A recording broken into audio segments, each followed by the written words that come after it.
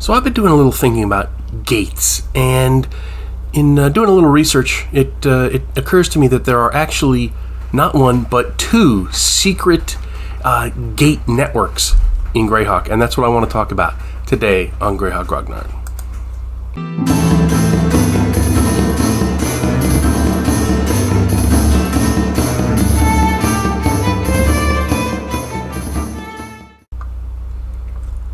So we know about the large number of gates to other worlds and other planes and demi-planes that were in Castle Greyhawk, right?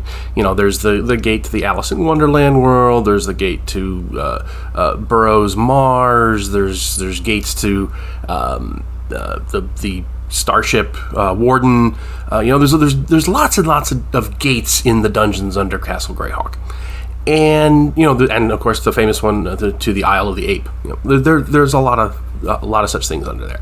But when you start reading some of Gygax's Gord the Rogue books, we get information on a network of gates that lead to all kinds of other worlds. And the story that brings this into play is a weird occurrence in Odd Alley, I think is the name of it, or just an occurrence in Odd Alley, and it introduces the idea of Odd Alley, which is a city of Greyhawk street, and it is actually a gate to someplace called Weird Way, which is a interdimensional, interplanetary way station where you can find gates to all kinds of other worlds, and there's a whole network of travel that is done through these gates. One of them obviously leads to Greyhawk, to the Flanaess, to Oerth, there are actual travel agencies there, and you can hire a place to open up a gate and take you to a different world and so forth.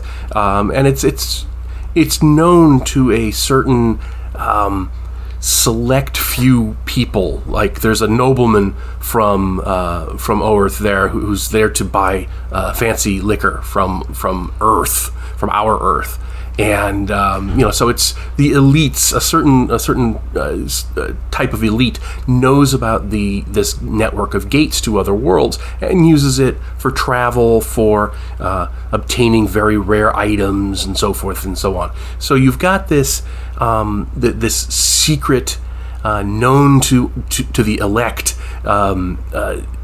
network of gates to other worlds. And I love that idea that there's actually this group of travelers from other worlds who could just show up in the Flanaess, and they could look like anything. I mean, the one creature that Gord and Chert find that is going into Odd Alley is actually got tentacles. He's in a robe, looks humanoid, but he's actually made up of tentacles and stuff. So so there's a lot of opportunity there for the DM to introduce kind of these odd visitors from other worlds. It's a way you could, if you're doing a long-term Greyhawk campaign, you could zap somebody off to Kryn or Toril or someplace, some other world just for a quick adventure, and then they can come back. So there's a lot of opportunities there to bring in NPCs from other worlds and have your PCs go somewhere else. So you've got that secret network in there, which I love. Now we also see in the same series of stories, there's a couple of stories that go back to back to form a little mini novella, if you will. But there's also a network of gates that are within the Flanaess. They're kind of like a highway system that the elites, the wizards and the kings and high-level noblemen and so forth, they have this kind of a network of magical gates that allows them to quickly move from place to place in the Flanaess. We see that there's like a gate landing pad in Mordenkainen's castle, for example. You gate into the castle, you arrive in this little turret room, and the only way out is through magic. You kind of float through the floor. That has this this kind of implication that there are gates like that in a lot of wizards' castles that let you do this. There's also a gate in the King's Castle in Relmord. It allows you to when you're gating around, you come into this castle place. In fact, that's where they enter in from Odd Alley, is into this thing. But the implication that they give in the text is that there's this kind of a network, and you could go, for example, from the shores of the Neardive to Relmord by using the gate instantly. And I think they mentioned there's another one somewhere else too.